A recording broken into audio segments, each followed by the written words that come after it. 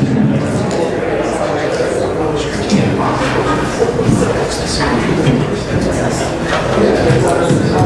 evening.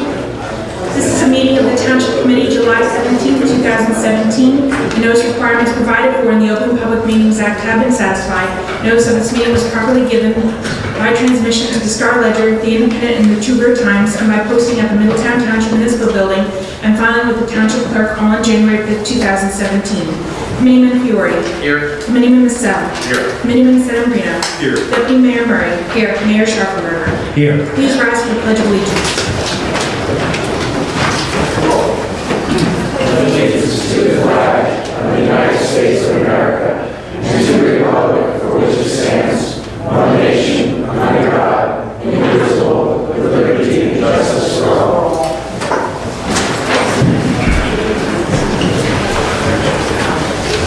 At this time, I'd like to ask for a moment of silence to honor the troops, our troops serving worldwide, defending our constitutions, freedoms, and way of life.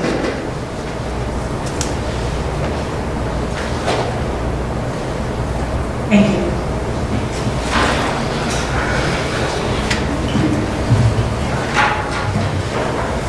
It's not on our agenda tonight, but at this point, I'd like to invite Superintendent of Schools, Dr. William George, to please come forward.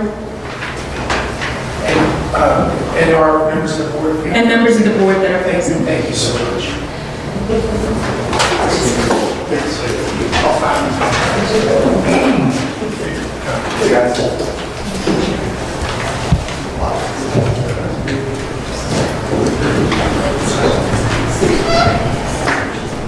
Good evening. I'm Mayor Schaffenberger, Deputy Mayor Murray, Middletown Township Committee. My name is John Little. I'm here tonight with the Middletown Township Board of Education, representing the school district. I'm also here with Ms. Danielle Walsh, Board President, and with Dr. Bill George, Superintendent. We're here tonight to thank the Township Committee for their support with regards to the recently proposed school aid changes for the next year's budget. As you are aware, leadership in the state legislature had proposed reallocating approximately $1.2 million from Middletown to other districts as part of the overall budget proposal. As required by law, our school district had already finalized our budget for next year. That was already done.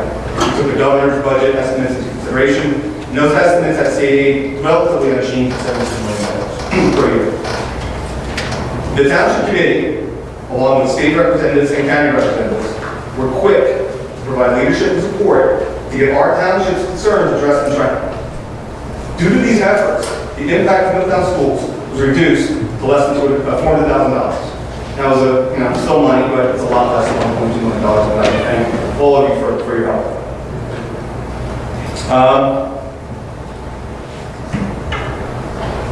As a result, as I mentioned, the budget came out better than originally proposed budget reductions. This was not our first time the state has reduced our state aid. And if there's a good chance that this won't be the last. Reductions in aid since 2009 resulted in an increase in our taxpayers' portion of the school budget going from 83% to 87% of a $170 million budget. Right? Our district is already receiving $3.1 million less per year from the state than we did in 2009-2010 cycle. We, as a school district, address changes in law and initiatives by the state's Department of Education. We participate in all kinds of forums, like the New Jersey School Boards Association, to update ourselves and discuss various topics. State budget for school funding, and all that's involved in Trenton circles, though, can sometimes be out of our reach due to various factors. We continue to search for the best channels to get our views of the state aid funding formula heard by decision makers in Trenton. Therefore, we look forward to our continued cooperation between the Township Committee and the Board of Education to find the correct path for Middletown and to inform the state government as to who we are as a township to best represent our constituents' needs. Thank you, as always, for our strong partnership for one Middletown. Thank you. Thank you, John. And you know what? I think everybody's probably going to weigh in too. we are as frustrated as you are, and I think we all fell off of our chairs when we heard this, because we knew that your budget was already locked in. There's no one going back and getting a do-over. And, even though we seem to have dodged the bullet now, well, what about next year? What kind of, cookie thing are they going to cook up next year? And we've, over the past couple of years, I know we've passed resolutions calling for, more fairness in the funding formula. Even before it was fashionable to talk about it, now it's been in the news a little bit. But it's still 60% of the state school funding is going to 31 districts. The other 600 or 580, whatever it is these days, are getting shafted, and we're one of them, So I wish we could think of a better way to be more forceful with the legislature, and, if you can think of anything else we can do, we'll be right there with you. But we know that you guys are doing the best you can with what you're working with, and they're asking you to do more with less year after year. And, we kind of feel that pinch ourselves here too, but you on a much bigger scale. So I wish there were some, bright light on the horizon for school funding as far as Middletown. I know the governor had proposed a fairness formula that, naturally I like, because it would have been, more than double the per pupil contribution from the state. That obviously went nowhere. In fact, went the opposite, But so there is hope, I think, if enough like-minded people can get behind a plan like that and really get us the funding that we deserve, because I think we've done a phenomenal job. And I had a letter in the papers not too long ago, where we have a 94% graduation rate, and we spend $18,000 per pupil. And I'm not going to throw anybody under the bus publicly, but some other towns who spend $39,000 per pupil graduate 42%. So, how is that fair that we're getting cut and everybody else is getting rewarded? So anyway, that's my little soapbox, but you guys deserve a huge, you guys and gals deserve a huge pat on the back for what you do, and we're always there with you. Thank you, I appreciate it.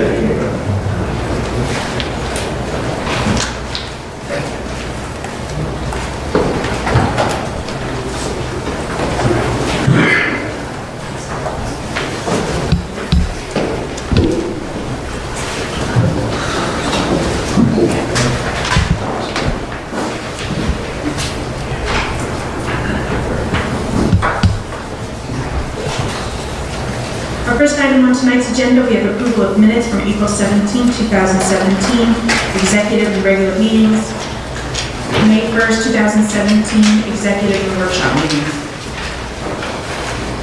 Move for approval. Second. Committeeman Fiore. Yes. Committeeman Casale. Yes. Committeeman Sedambrino. Yes. Deputy Mayor Ryan. Yes. Mayor Sharper. Yes. Motion carries to approve minutes. Our next item on tonight's agenda, we have public hearing of proposed ordinances. Our first ordinance, 2017-3198, an ordinance of the Township of Middletown to release, vacate, and extinguish any and all public rights in and to portion of Old Turnpike. Okay, are there any members of the public who would like to speak to ordinance number 2017-3198? Seeing no members of the public come forward, move to close the public portion and move for adoption. Second. Committeeman Fiore. Yes. Committeeman Casale. Yes. Committeeman Sedambrino. Yes. Deputy Mayor Murray. Yes. Mayor Sharper. Yes. Motion carries to pass this ordinance on second and final reading. Our next ordinance for public hearing, we have 2017-3199, an ordinance of the Township Committee of the Township of Middletown, County of Monmouth, amending Chapter 540, Planning and Development Regulations. Are there any members of the public who would like to speak to ordinance number 2017-3199? Seeing no further members of the public come forward, move to close the public portion and move for adoption. Second. Committeeman Fiore. Yes. Committeeman Casale. Yes. Committeeman Sedambrino. Yes. Deputy Mayor Murray. Yes. Mayor Sharper. Yes. Motion carries to pass this ordinance on second and final reading. At this time, we have introduction of proposed ordinances. Our first ordinance, 2017-3200, an ordinance adopting redevelopment plan for Block 815, Blocks 1.01, 6, and 7 on the official tax map of of the Township of Middletown. Move for introduction? Second. Committeeman Fiore. Yes. Committeeman Masell. Yes. Committeeman Sedambrino. Yes. Deputy Mayor Murray. Yes. Mayor Schaffenberger. Yes. Motion carries to pass this ordinance on first reading with a public hearing to be held August 21st, 2017. Our next item for introduction, 2017-3201, an ordinance amending Chapter 465-96 of the Code of the Township of Middletown, adding parking restrictions along Crawford Road. Move for introduction? Second. Committeeman Fiore. Yes. Committeeman Masell. Yes. Committeeman Sedambrino. Yes. Deputy Mayor Murray. Yes. Mayor Schaffenberger. Yes. Motion carries to pass this ordinance on first reading, with a public hearing to be held August 21st, 2017. Our next ordinance for introduction, 2017-3202, an ordinance amending Chapter 240-25 of the Code of the Township of Middletown governing various recreation fees. Move for introduction? Second. Committeeman Fiore. Yes. Committeeman Masell. Yes. Committeeman Sedambrino. Yes. Deputy Mayor Murray. Yes. Mayor Schaffenberger. Yes. Motion carries to pass this ordinance on first reading with a public hearing to be held August 21st, 2017. The next ordinance for introduction, we have 2017-3203, it's a Middletown capital ordinance for Forestry Park Pavilion. Move for introduction? Second. Committeeman Fiore. Yes. Committeeman Masell. Yes. Committeeman Sedambrino. Yes. Deputy Mayor Murray. Yes. Mayor Schaffenberger. Yes. Motion carries to pass this ordinance on first reading with a public hearing to be held August 21st, 2017.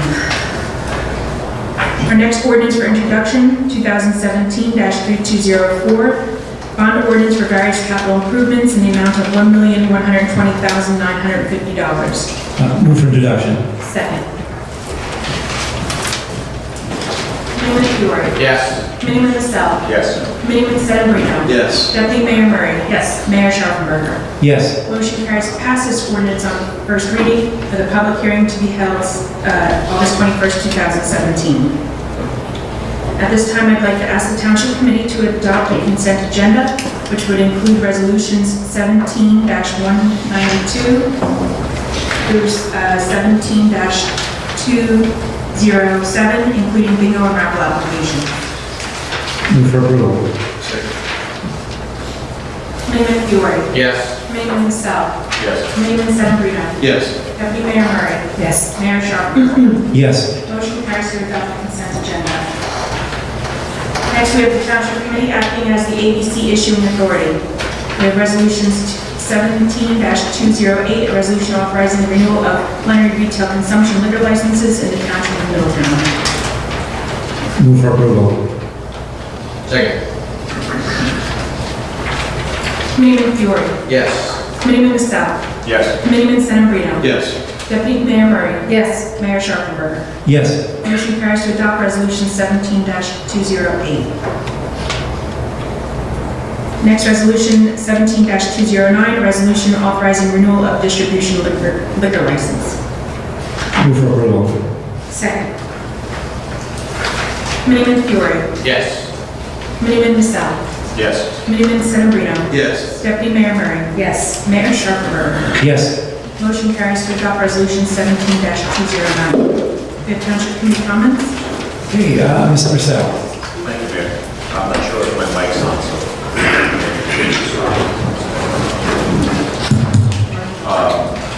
Really quick, just a couple comments, Mayor. Thank you. I attended last week the Police Youth Week graduation. It was just an awesome event to see. There were 68 students who attended the Junior Police Academy. And I just want to congratulate Chief Weber and Lieutenant Tarafanko, who helped run the program. It was just an awesome event to see, and with what's going on with the police across the country, to see all these young kids. Apparently, it was sold out. There were 68 students who signed up for it, and it was just it was a wonderful event. And secondly, and lastly, I want to thank the Board of Education for all the incredible work that they do.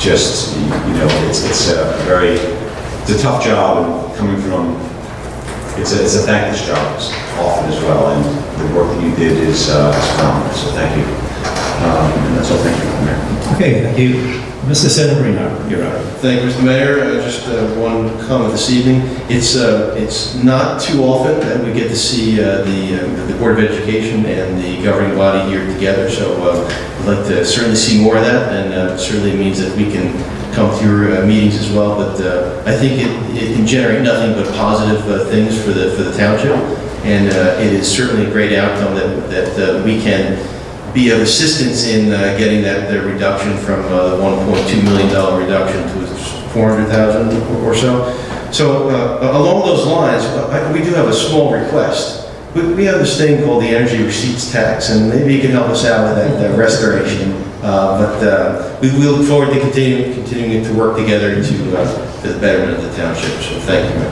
Okay, thank you. Mr. Fiore, you're up. Thank you, Mayor. I'll echo a couple comments from my colleagues, but in now going to be my 9th year of service as an elected official, I've thought I've seen it all with respect to what the state of New Jersey can do, whether it be COA or other unfunded state mandates that continue to get forced down upon this municipality and, more importantly, our taxpayers. But never in my career, wildest dreams, would I think that the state would try to change a funding formula and impede on a budget that was already put in place. So I thank you to the members of the Board of Education and Dr. George for coming this evening. I wish you didn't have to come this evening and have come to the next meeting or the meeting after when we do something that's even more positive. But just an absolute head scratcher how Trenton continues to hurt the suburban taxpayers of this state, including Middletown. I thought the energy receipts tax was the greatest scam of Trenton of all time, and this one is probably, 1B, not even number 2. So I'm happy to help support the effort to get that number down. I wish that number was 0.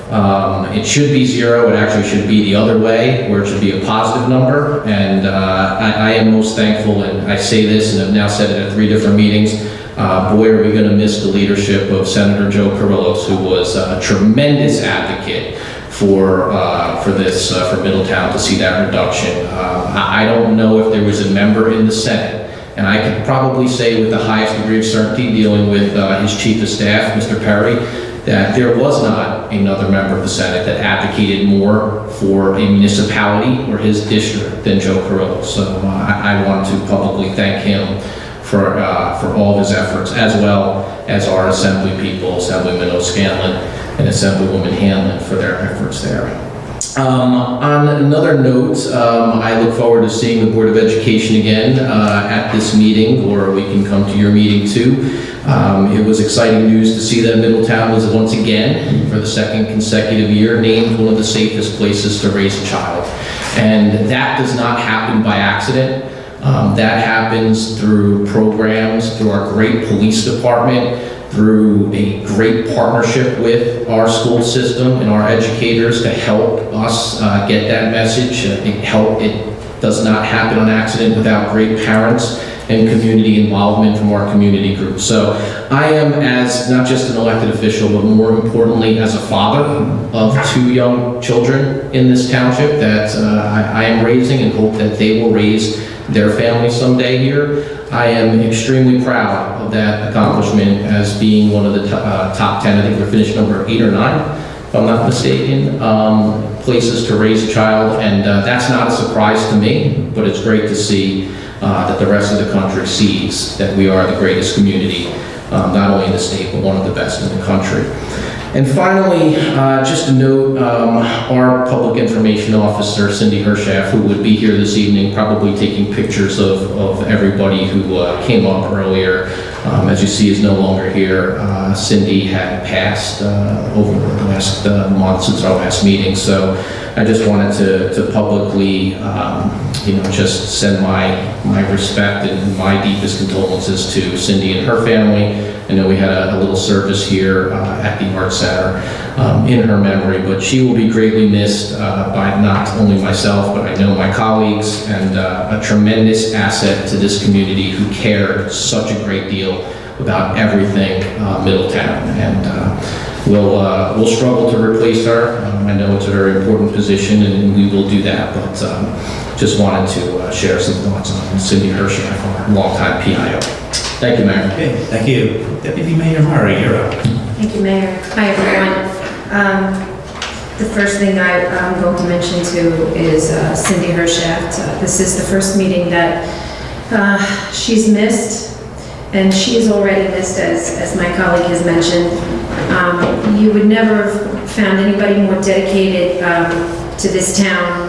She just spent almost all of her waking hours here. Tremendous talent, a wonderful person. She's a very good friend to me and a confidant. And as I said before, she will be missed by everyone, and she's irreplaceable. So just wanted to mention that about our friend Cindy. On a lighter note, we have launched historic tourism in the town, which is absolutely one of the things that makes me very, very happy. Last weekend, we were forced to add a second tour, which is fantastic because the first tour had sold out, so to speak. They are free, but there were only certain amounts of places. And we do expect to have more in the fall and expand to other historic districts in the town. The Board of Ed, it was really gracious of you to come here tonight. I'm very happy to see you. And I'll repeat what I said again a couple weeks ago when this first happened. It was for what that funding formula, it was basically the equivalent of pulling out the rug from underneath you, and I'm glad to see that they walked it back. And look forward to seeing you guys and doing a lot more work with you in the future. The medicine drop, I think that I'll leave that to you, Mayor, to talk about that new program that we've embarked upon with the police. And also, my friends are back there from Ideal Beach. I ran into them this weekend. I just wanted to give out a shout out to that organization, the IPCA group. I ran into them at ShopRite this weekend on a hot Saturday, and they were collecting for our military families. So just want to give you some kudos for that, and thank you. So that's it for me tonight, Mayor. Thank you. Thank you. And I'll just add one quick thing about Cindy. It is surreal sitting up here and not having her floating around the room and taking pictures. And it's funny, I have a list of events that happened in the town here, and every one of them would have been something that Cindy would have been at to record and put on Facebook and everything. And we're really floundering here without her. So we're going to do the best we can in her spirit, but it is a tremendous loss to us. Since the last meeting, we had the Veterans Street sign dedication again. And for you, those of you who've been following it, we have a program in town where we have Veterans Street signs. And we take their streets named after fallen veterans. And this time around, we actually had something new. We had several World War I veterans who were killed in action, in addition to several World War II. And we have another group of them coming up in October, including one Revolutionary War KIA. Obadiah Stillwell. And we're really excited about it. It's a great program. It's the Veterans Affairs Committee that oversees it, and they do a tremendous job. Many of you may have seen, and if you go anywhere near New Monmouth Road, Route 35, that Bed Bath & Beyond and Lavotti's opened up. Committeeman Fiore and I did the ribbon cutting for both. Bed Bath & Beyond, a great event. You walk out of there 15 minutes later, and there were 100 people waiting to get into Lavotti's. So I think people are really excited about Lavotti's. Not that they're not excited about Bed Bath & Beyond, but they did a spectacular job. Have you been there? Are you kidding me? Oh my God, I know. I see the bags in one too. But tremendous revitalization of a sort of tired-looking shopping center. So we're really happy about it. I went to get my hair cut on July 3rd. And I had to park almost a half a mile away because of Lavotti's, so not used to it. It takes some getting used to. Also, we did the ribbon cutting or the opening of the Bodmin basketball courts, And he did a magnificent job on it. We're looking forward to doing a lot of the other parks with the grant that we've gotten. The first concert at the MAC happened this past Tuesday. Knock wood, beautiful weather. Right, Tony? We had a great time. And there will be 3 more coming up. The 25th, I think, is the next one. So they're every two weeks on a Tuesday. I also did the opening of the meditation trail. I want to get this right. Meditation trail at the Middletown Reformed Church. It's an Eagle Scout project that was absolutely magnificent, a very bucolic place in the back of the church. It's got a trail leading up to it. And the Middletown Reformed Church is one of the historic churches along Kings Highway. Built in 1836. It was the Dutch Reformed Church, now it's the Middletown Reformed Church. So a great history and a great congregation. Let's see. Oh, we also did, Tony Fiore and I also did the Atlantic Rowing and Fitness ribbon cutting. We're always happy to see another small business coming into town. They are the lifeblood of the country. So we're always happy to see one of the vacant properties filled with a small business who will be hiring local people and providing a local service. So we're very happy about that. And finally, the Lincroft First Aid Installation dinner, where they promoted chiefs and a bunch of the notable volunteers. Hundreds and hundreds of hours they put in. So it's really a fantastic event to be invited to, and very honored to see them. And they do a tremendous job, not only in Lincroft, but also Township-wide. And Mr. Mercantile just reminded me that the microgrid grant, we were just awarded it for $150,000. And if you're not familiar with a microgrid, it's sort of a new technology where, and I'll really dumb it down for a guy like me, where if there's a power outage or something, it's sort of contained into a microgrid. And it's a lot less severe, and it's really the wave of the future. So we have a grant to study creating a microgrid up in Leonardo next to Naval Earl Weapons Station. So we're very happy about that. $150,000 grant will allow that to go forward. And I think that's about it. That's all I have to say. Thank you very much. Public comments? Okay, public comments, please, I just want to remind you to keep your comments to 5 minutes, and please give your name and address when you come up. So if you want to raise your hand. All right. I'm sorry. I'm Mr. Ho, I think we're done Ho. I wanted just a couple things. When I actually came here today. Name and address. Oh, I'm sorry, John Schneider.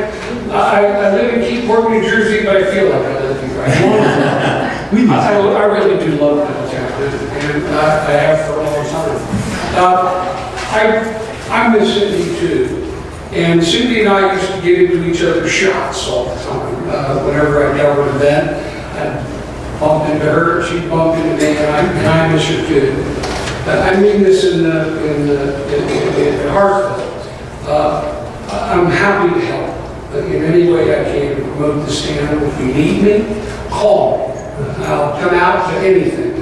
The naming of a road for a veteran, or a new park, or a town council meeting, whatever it is. I don't need to pay for it. I'm happy to do it. I always have been. So if there's anything I can do. The Middletown Facebook group now, all the towns that I've got, Belford and Leonardo, Port Monmouth, Sandy Hook, etc. We're up over 14,000 members. That's a lot of members for a Facebook group. And it's a qualified group. Every day I have to recruit 40 or 50 people. Some of them are from Uruguay, some of them are from Russia, some of them are from Arabia, but I don't recruit. You had to say Russian. I have to approve people, and I approve them on the basis of they live here, they have lived here, they love the town, and they're close to the town. So it's a very well qualified group of people who are all very, very passionate. And then finally, I want to say, I had the honor of meeting Dr. George a couple weeks ago. I'm working on a series, an 8-part series for the Middletown Municipal Alliance to prevent drug abuse and alcoholism. And I'm interviewing your chief, police chief, and a bunch of other people. One of the people I talked to was Dr. George, and I always send my videos, as Deputy Mayor Murray knows, I always send my videos to my parents who live in Florida, who are from this area, and I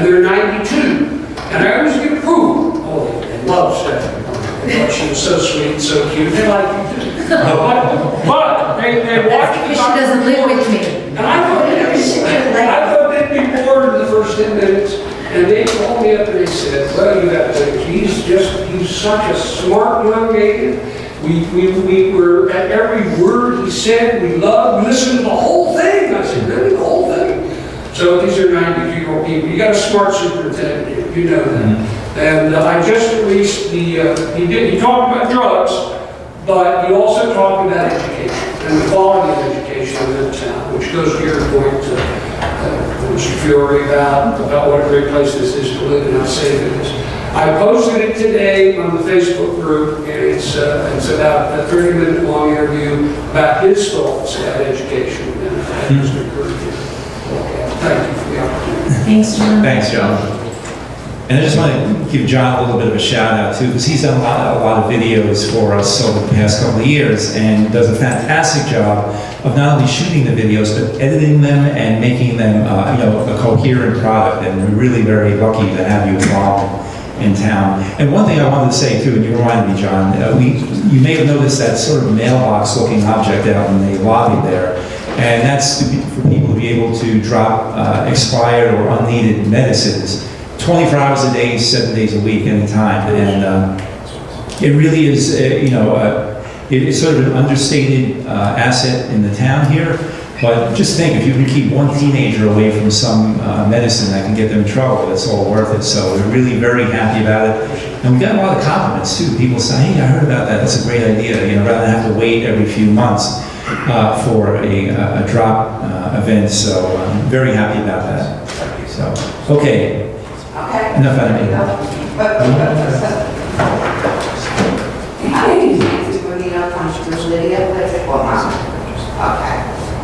I don't know if you know exactly where I live. I do. Okay. I have to protect the wetlands behind me. Okay. I have a neighbor that has a huge quad. Huge. Quad. Four-wheeler? Oh, Okay. explain it to the old guy here. Thanks. Okay. He takes it out, knocks down the trees in the back, and rides that quad past our houses into the protected wetlands. He's knocking down trees. Okay, the county owns that property. That's why I bought that house. We don't need this guy to ride up and down, knocking down trees. Thanks. Did you call the police? Yes, I did. They were there. Wait, one at a time. I can't. Okay. Yes, I did. Okay. Okay, so there's a police record. There's two. Okay. The first cop was very nice. The second cop didn't know the law. Okay. When did this happen? July 4th, and I have the picture. June as well. Yeah. Okay. Your actual address? Mine is 22. Okay. They are illegal. In the winter, he takes it out with the plow and rides up and down the street with it. No, I didn't buy that house for that. I've been there 22 years. I mean, not only is it legal, but DEP could find this guy out Well, of why existence. did the cops do it? Did they see him in the act? Well, listen, the second cop came July 4th. I had to run out. He was pulling away. Okay, I had to stop him. He pulled in the guy's driveway and sat there. Time the guy was done doing his thing in the back. The officer said, oh, I didn't see him. I said, if you didn't sit in the car for 20 minutes, you would have seen him. They must have written a report, right? I have no right. Okay, we'll have to, go ahead, Jeff. Yeah, we can, Mr. Mercantante will speak, Mr. Mercantante is the administrator. He'll speak to Chief Weber tomorrow, so we'll go right to the chief. And, first we'll get to the bottom on what was done or what was reported and make them aware of it. Maybe they can, is there any way we can put a camera up or some sort of surveillance to catch him in the act? I mean, There's parking available. wait, I have one at a a time. You Okay, can't on speak to this us. property though, the other one I erased for some reason, he was all the way down. They're building the The walls, Yeah. yes. He was all the way down there with that. Going back and forth, knocking down his trees And you have pictures of him on the quad? in front of his house. But you, why Did is you have a citizen? Yeah, Okay. Did you have a citizen complaint? Yeah, well, I mean, anyone can go file a citizen's complaint, but the issue there is, if you come to court, the judge is going to say, prove it. So that's it, you have to catch the person kind of in the act. The other thing you can do, if you know who it is, it was my next door neighbor. okay, so if you know who it is, we can, and if they're going on county property, Yes, we can let the county know, and the county can notify that person to stay off the property. I mean, you're not entitled to trespass. And it's not his property, he's not entitled to ride his ATV or whatever it is on somebody else's property without their permission. correct. And so the best way, I think, is to go to the county, tell them to reach out to the person and send. Why should I have to do that? I'm not saying you should. I'll contact the county and talk to them about that. All I need is the address of the person who's doing it. Okay. And hopefully they'll reach out to them and say, we've got a report that you're riding on our property, stop. And let But us see the what happens. police officer said he has a fence, and then there's a little creek for the water to run. Mhm. He's allowed to go before that brook, or whatever, creek, whatever it is. Well, four-wheel vehicles are not illegal in the state of New Jersey. So he can ride On his property, I can't. on his property, but I'm talking about If he- in the if he- state of wetlands. Well, if he has permission from a property owner, then he can ride it, they're not illegal. But he doesn't have permission from a property owner, so let's just leave it at that he doesn't have any permission to be riding it there, so he's got to stop. So let's take that kind of action, let's see what happens. Okay, you need his address? Yeah. 20. Boy, he is your neighbor, 20 and 22.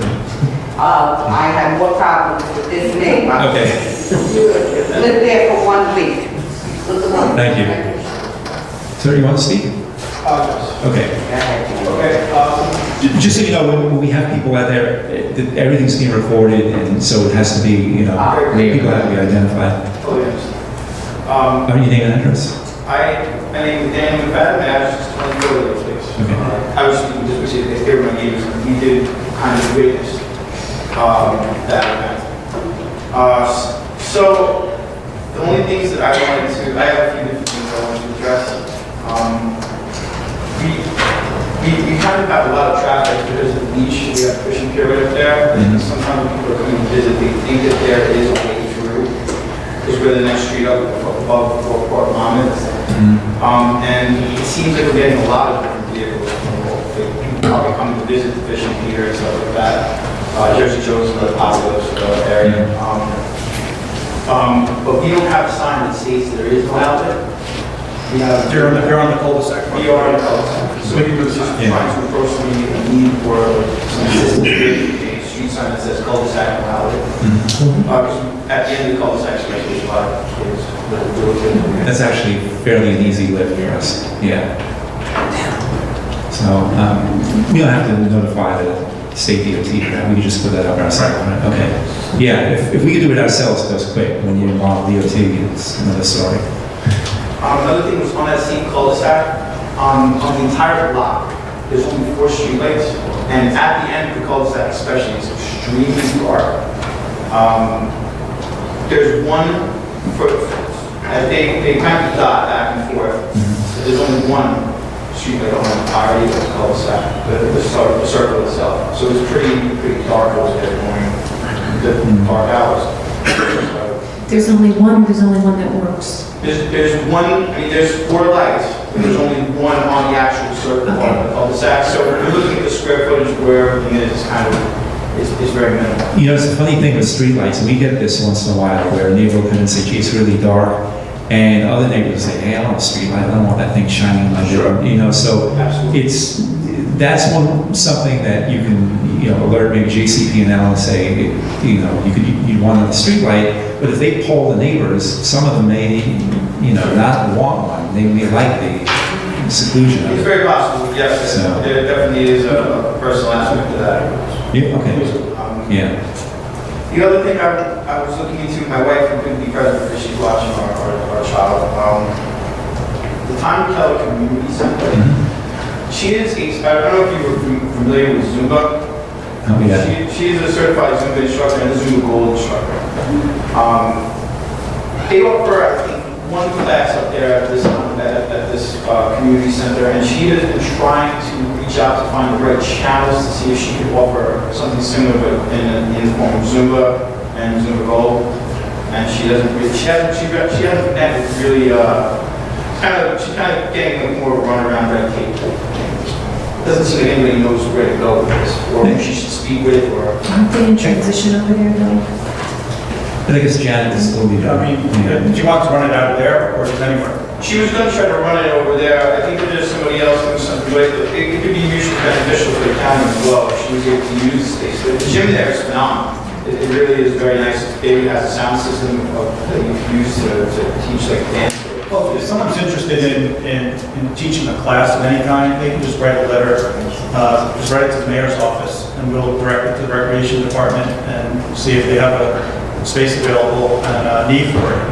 If someone's already doing the same class, then it wouldn't make sense. But This was, I think there's another class in Clover, there was something very different. okay. I was also just kind of concerned about, there's not really a lot of open recreation at time. Yeah. It seems like there's maybe 2-hour windows this week. It kind of seems mostly devoted to the daycare. At the time, Keller. Yeah. I mean, it's really, it's a big asset for this county. There's a lot of things that we use. It has a big open outdoor space. It has a great indoor space as well. So, It has nothing to do with the county, that's all the township. it is all township. But I guess they have to do it around the daycare, you know. I'm assuming that's. So there may be a reason for limited We have hours. open rec after school, during the school year. Okay. It wasn't very heavily, open rec during summer was not very heavily used. Other camps and. It's really used during the school year more. You do have it after school. I was just saying that it seemed very vacant and the hours seemed very brief. After, during the school year. So we should have, people seem surprised when we even knew the place existed, is my point. A So, lot of people use the place. Yeah. Yeah, it's more of a school year thing, I think you'll see that. okay. That was it, also just going to be, just because of, your comments and stuff, I was just going to try to make everybody, aware. I know Facebook can be very busy, but there's a thing called Nextdoor Community. It's an app you can download to your phone. It's also a website. It's very good for putting out public information. I've used it quite a bit, so years ago now, stuff like that. It's just something to keep in mind. Okay. Thank you. Thank you. All right. Yes, Leo, you're up.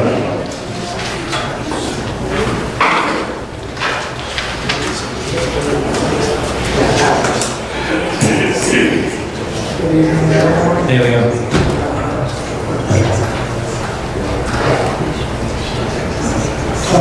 A Patrick Short. Name and address? Middletown, near Scotland, Middletown.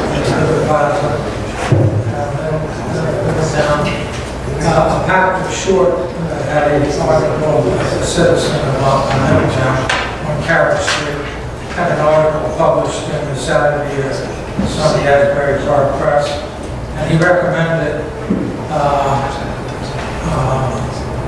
that the schools be funded not at all on the basis of property tax, but on the basis of comprehensive income tax. I assume that would include businesses and people that could afford it and everything in between. So that's one thing this body might help to pursue with the help of the school board that's sitting behind it. Leo, for the last 10 years, we have been screaming and yelling about this ridiculous funding of schools on property taxes. We were doing this before it was fashionable, as I said before. So this is nothing new to us. We've been championing this for years and years, and you know what? Until the majority in Trenton changes, nothing's going to change. I can guarantee it. We will always end up paying the lion's share of the suburban and the urban schools. That's the way it is. This school board behind me, I think is during a fairly good job, excellent job in many areas.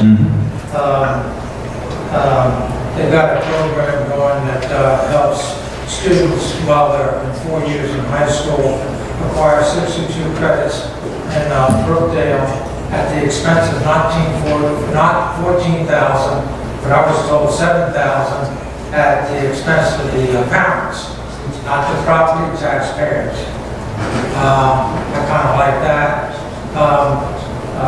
Furthermore, if those people are going to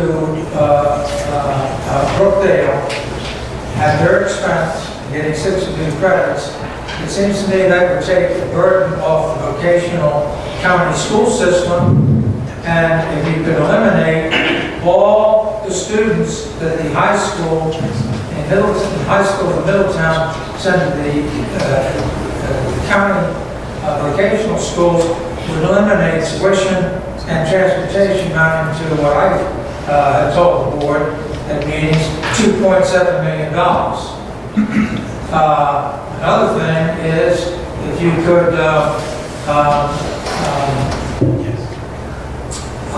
eliminate interscholastic athletics at the expense of the taxpayer and convert it over to club sports and still have it interscholastic in high school. All right, you still have interscholastic, it's not intramural, or it can be both, or it can be one or the other. But you can go to getting the cost of interscholastic sports burdening the property taxpayer, and it could be an inter-league development between several schools, 10 schools, whatever they are.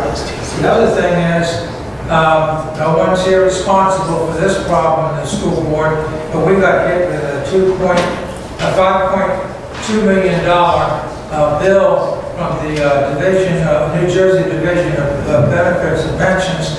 They exempted us from something like 3.2 million, 2.2 million, so we have a debt remaining of 3.2 million because of an incentive program that none of these people back here are responsible for. They created that incentive outside state law, and therefore they incurred this debt of 3.2 million. And so we're in this situation of paying, I think, for the next 5 years, $700,000. I wrote, get this stuff off the top of my head and anticipate this. I could go on, but I just want to end there. I think these folks are doing a good job. Leo. We're talking, Leo, you're going to have to wrap up. You're up against the clock. probably be finished in a minute.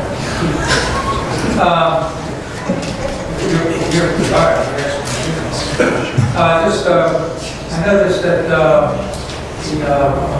tax board member left the board with Jelko or something like that, and Mr. Marcel has accepted the assignment, appointment, and I don't think this is a particularly good time for Mr. Marcel to matriculate anytime soon. They say his entry into the job will be delayed. I hope it's being delayed after the administrative review and the administrative investigation and any administrative justice that is supposed to ensue upon the county prosecutor finding no criminal wrongdoing within the tax board and the members of, and here in Monmouth County, any members of the firms that have 80% of the contracts here in Monmouth County. I don't want to see somebody leaving this body of government in joining that group until their administrative justice problems are all settled. Leo, I appreciate your concern about it, and we don't want him to step into any... Sound advice in my view. But we appreciate your comments. Thank you, Leo. You're welcome. Thanks, Leo. Yes, sir. Where's my gavel? Here's the line. How you doing? Bill Casting, I now live in town, I live at 4 Tocqueville Drive in Oakdale, right across from the Township Board. However, I'm talking here tonight, I also am the executive director of the Vermont Conservation Foundation, which does reside in Middletown at Sunnyside. So, the other night at the planning board meeting, there was an ordinance that was for review as to whether it was consistent with the master plan. And that ordinance, for lack of a better term, was a revision to the current cluster zoning ordinance, I believe. The question is, has that ordinance been introduced already and then sent over to the planning board? Is it now going to be considered by the first reading yet? It was adopted tonight. Well, that one was adopted. Yeah. Okay. Sorry, I didn't catch that. I think it was a good ordinance. As I understand it, it was supposed to increase the minimal acreage from 5 to 30. That's a few things. Yeah, and also no bonus. Eliminates bonus lots, it enlarges the minimum lot size for individual lots and for the overall tract area. So it was deemed consistent, and so it was adopted tonight. This was the second reading, and it was adopted. Okay. Just help me to understand whether that ordinance, the set aside, the open space set aside, what the intended purpose of that was. The use. Well, the ordinance clarifies more that the open space has, at least half of the open space has to be usable uplands area. It can't all be environmentally sensitive areas. In other words, areas that would otherwise livable have to be a portion of the open space. So it was half of the open space had to be usable. So not wet or not steep slopes. Right. Okay, and what was the intended use of the component that was usable, the 25%? Is there a use intended? There's no intended use. It would be done on a project-by-project basis. You know, what the property might be suitable for. Okay, and that would be dedicated to the town? Not necessarily. It could be. It could be an easement. It could be held by a homeowners association. Wouldn't necessarily have to be dedicated to the township. That would be an option of the board during the approval process. Okay. So there's flexibility. Okay, thank you very much. Thanks, Bill. Is there anybody else who would care to speak? Yes, ma'am.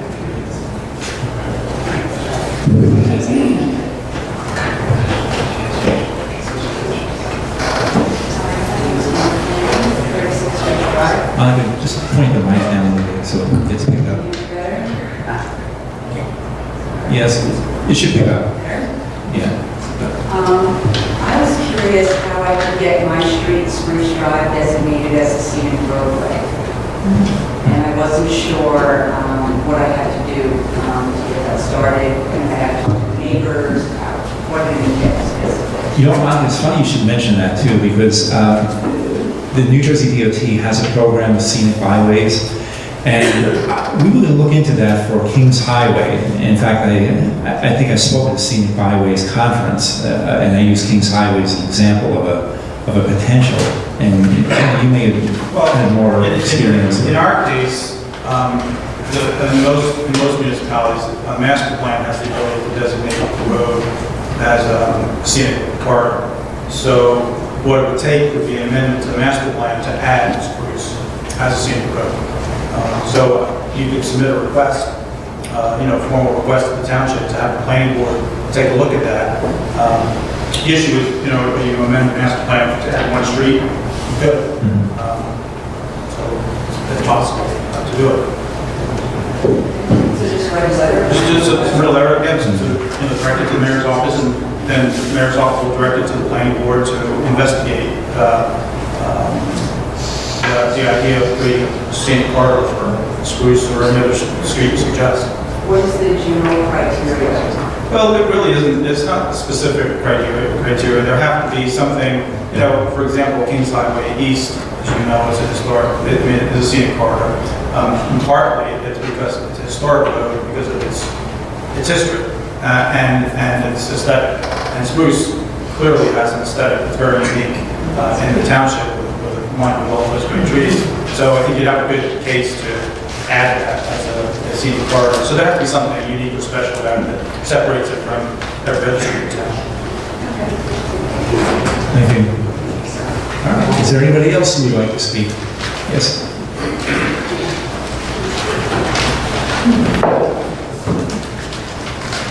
Anthony Benzie, 481 Sherman Avenue, Belford. Just a few things. First, Cindy, I just want to let you know that I attended the memorial service and I thought it was extremely well done. It clearly showed how much Cindy meant to this town and how much she's going to be missed. I didn't work with Cindy directly, but in my task as a volunteer, I did work with Cindy a lot during Sandy, and she was extremely helpful. There was only one other person that was more helpful, and she's sitting over here behind us. Cindy always was willing to jump in. That's number one. Number two, the change to the Middletown Shopping Center is unbelievable. It went from something that was a disgrace after Bathmore closed, and that really had an effect on the other businesses. And the revitalization is just amazing to me. That's my second thing. The third thing, I don't believe has anything to do with you folks, but it does have to do with Monmouth County. I was at a charity event in Morris County, the Baytop, New Jersey. Baytop, New Jersey is an organization dealing with addiction to teens. And the guest speaker was the new sheriff in Morris County, Jim Gannon. And he made a presentation on an outreach program that his office, the sheriff's office in Morris County, had bringing in two certain areas or two areas in Morris County where drugs are being widely used. And they had a Narcan outreach program. And they converted a truck that they had into a mobile unit, and it was staffed with sheriff, deputy, and also social workers. And they were bringing out literature and instructing people on Narcan and how it could help, and instructing them on how it could be used. And I believe he said they were even giving out Narcan kits. And I know in Middletown, all the police, fire, and EMS people have, the Narcan kits. And I was wondering if Sheriff Golden or the freeholders were aware of this, and if they might have any interest in that. That's another comment. We could certainly find out, but knowing them, they're probably, as supplied as they could be. I'm sure they're in contact with each other. Something I just wanted to bring. And the last thing I have is trash receptacles by businesses. In particular, in Campbell Junction, I don't want to pinpoint anything in particular, but there are trash dumpsters right next to the sidewalks, and they're overflowing with trash.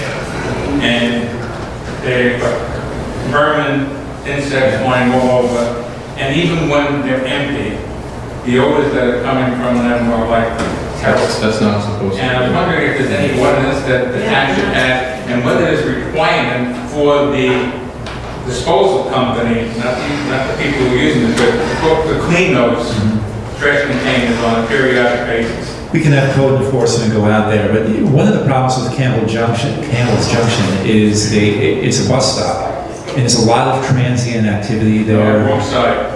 Right behind Valentino's Pizzeria. There are a couple of dumpsters right next to the sidewalk. Right, but in that area, and then that's part of the complaints we're getting from the people who use the bus and wait around there. The buses between the convenience store and the vet hospital. That's where the bus shelter is. One of the things we can do is kind of observe it as well. I see that quite a bit too. And we can go to the business owner and just tell them to go increase the frequency that they're collected. It's not enough, obviously it's not enough. They're regularly overflowing, they need to add another day, another pickup day. Yeah, I'm sure there were other dumpsters in town, and a lot of them are hidden behind everything. These just happen to be on, right next to the sidewalk. Problem is it's behind Valentino's, but it's in front of like the flower shop and the Chinese place. So it's in front of one, but behind the other, so that's, I'm not sure how. Thank you very much. Okay, thanks, honey. Is there anybody else who would care to speak? Okay, seeing no further members of the public come forward, move to close the public portion and move for adjournment. Second. Mayor Fiore. Yes. Mayor Michelle. Yes. Mayor Sedamino. Yes. Deputy Mayor Burnett. Yes. Mayor Sharpburger. Yes. Motion carries to adjourn.